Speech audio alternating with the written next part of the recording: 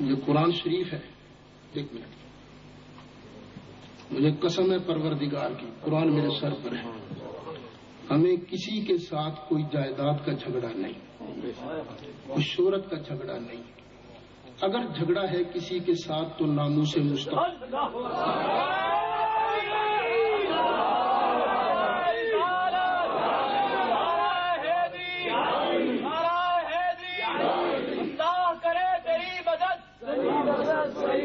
نبی کرے تیری مدد, اولیاء کرے تیری مدد. جی آپ فرمائیے. کیا کوئی ایسا مسلمان بھی ہے جو ایسی لغو بات کہہ سکتا ہے؟ جی اس کا نام ہے شاہ اسماعیل ریلوی. اس نے اپنی کتاب صراط مستقیم میں یہ لکھا ہے. بات یہ ہے کہ کچھ چیزیں ایسی ہوتی ہیں جنہیں لوگ کہتے ہیں جی کہ یہ ایسی کوئی بات ایگزسٹ نہیں کرتی, کوئی ایسی بات نہیں ہے. تو ہم مسلمان جو ہیں وہ اس کا تصور بھی نہیں کر سکتے کہ کوئی پڑھا لکھا, جال کی بات چھوڑیے, کوئی تھوڑا سا پڑھا لکھا بھی انسان اس قسم کی لغو بات کہہ سکتا ہے. تو میں اس لیے آپ سے یہ عرض کرنا چاہ رہا تھا. یہی کہتا ہوں کہ کوئی مسلمان یہ نہیں کہتا, یہی تو کہتا ہے. کوئی مسلمان یہ نہیں کہتا, پھر جو کہتا ہو وہ مسلمان نہیں رہتا.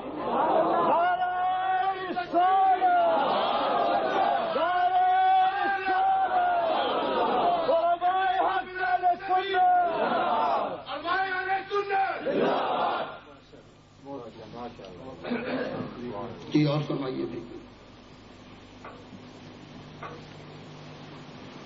سوالات یہ ہے کہ مجھ سے چند دن پہلے عیسائی راج نے سوال کیا کہ توریت میں تو حضرت عیسیٰ علیہ السلام کا ذکر ہے, کیا آپ دکھا سکتے ہیں کہ انجیل میں جو بعد جو ہمارے پیغمبر ہے حضرت محمد صلی اللہ علیہ وسلم, آپ مجھے کچھ ایسی انڈیکیشن بتائیں جو میں دیکھ کے اپنے لوگوں کو بتاؤں, تو آپ سے کوئی ریفرنس بھی گزاریں. جی میں پہلی بات تو یہ ہے کہ پہلے وہ یہ تو بتائیں کہ جو ان کے پاس موجودہ بائبل ہے کیا یہ عیسیٰ علیہ السلام والی ہی ہے؟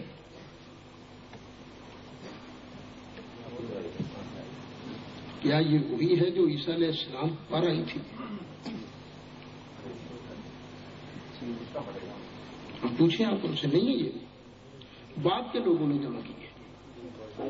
قرآن وہ ہے جو مصطفیٰ کریم علیہ السلام پر نازل ہوا. وہ انجیل ضرور برحق کتاب کلام الہی جو عیسیٰ علیہ السلام پر اترا, لیکن یہ جو آج ہولی بائبل پھر رہی ہے مارکیٹوں میں لوگوں کے پاس ہے, یہ تو بات کا کوئی جمع کرنے والا ہے. عیسیٰ علیہ السلام تو نہیں کہتے یہ میری کتاب ہے. قرآن تو صاف کہتا ہے نزل علی محمد, مصطفیٰ پر نازل. نزلنا علیک الکتاب تبیانا لکل شیء. ویسے انجیل برناباس دیکھیے, اس میں تو ہے سرکار کا ذکر.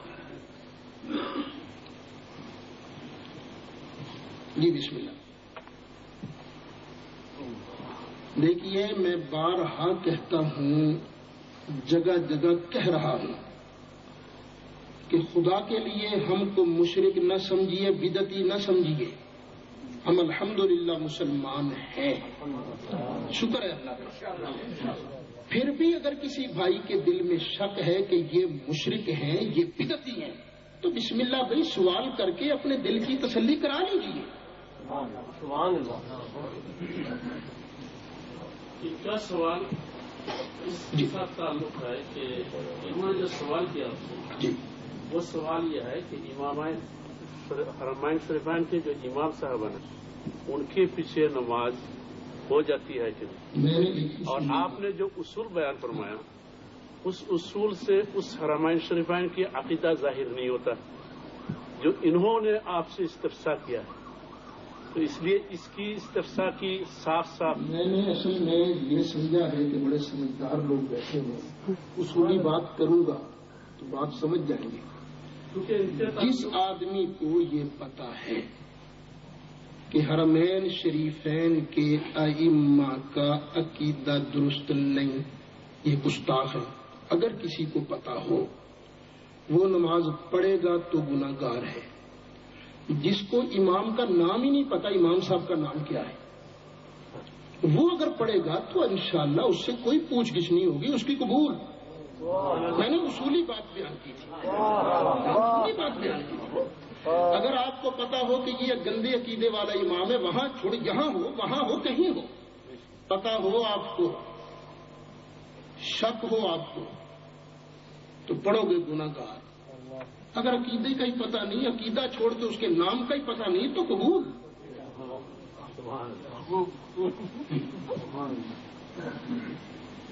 میں نے ہمیں کوئی قسم ہے پروردگار کی, ہمیں کسی کے ساتھ کوئی ضد نہیں. بات تو ہے عقیدے کی, محبت مصطفیٰ کی. ویسے ایک بات کہتا ہوں, ہمیں تو چھوڑیے, ہمیں تو لوگ بڑی گالیاں دیتے ہیں. علماء دیوبند میں ایک بہت اونچا نام ہے مولانا حسین احمد مدنی کا. انہوں نے شہاب ثاقب ایک کتاب لکھی. اس کتاب کے اندر محمد بن عبد الوہاب نجدی کے ماننے والوں کو وہابی خبیث کے لفظ سے یاد کیا. بہت کچھ لکھا ہے انہوں نے, ہم تو وہ کہتے نہیں جو کچھ انہوں نے کہا ہے. اب یہ الگ بات ہے جب سے ریال ملنے شروع ہو گئے زبان بند, کیا کہہ سکتا ہے. جی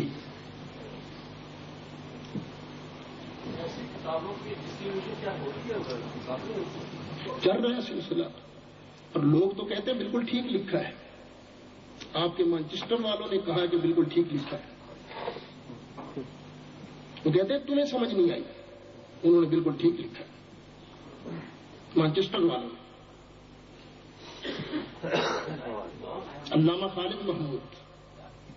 علامہ خالد محمود سیالکوٹی, یہی مانچسٹر میں غالباً ہوتے ہیں. سارے لوگ جانتے ہیں. جی انہوں نے باقاعدہ اس بات کی تائید میں کتاب لکھی ہے. اعتراض کرنے والوں کو سمجھ نہیں آئی.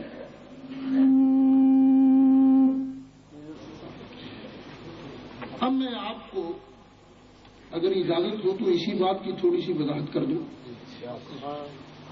کتاب ہم ہے صراط مستقیم. شاہ اسماعیل دہلوی صاحب کا نام بھی ٹائٹل پیج پر لکھا ہوا ہے. اس کا اردو ترجمہ بھی شائع ہوا, اصل کتاب فارسی میں ہے.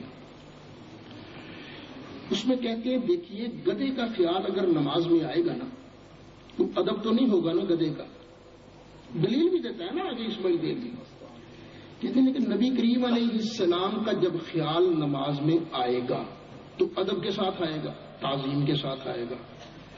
اور اللہ کے علاوہ اگر کسی اور کا خیال ادب سے آ گیا, تعظیم سے آ گیا تو شرک ہو جائے گا. اس لیے گدھے کے خیال سے نبی پاک علیہ السلام کا خیال پورا ہے. اب میں پوچھتا ہوں کیا یہ مسئلہ قرآن نے بیان کیا ہے؟ نہیں. کیا یہ مسئلہ بخاری شریف کے اندر ہے؟ نہیں. کیا یہ مسئلہ سیاستہ پوری کے اندر ہے؟ نہیں.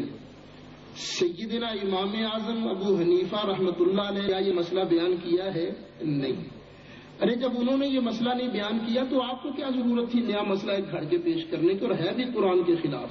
دیکھیے نماز پڑھتے ہوئے ہم دعا مانگتے ہیں نا, ایک کون سی؟ اہدنا الصراط المستقیم. یا اللہ مجھے ہمیں سیدھے راستے پر چلا. دعا ختم نہیں ہوئی. آگے نماز کے اندر دعا مانگتے کہتے ہیں صراط الذین انعمت علیہم.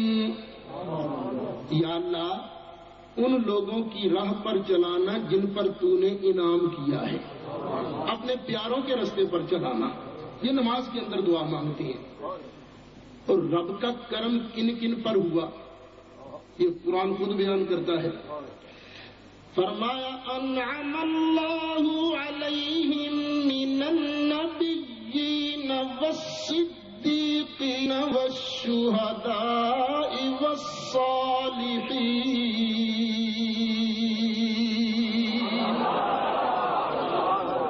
اللہ کا انعام ہوا ہے نبیوں پر, صدیقوں پر, شہیدوں پر, ولیوں پر. اب نماز کے اندر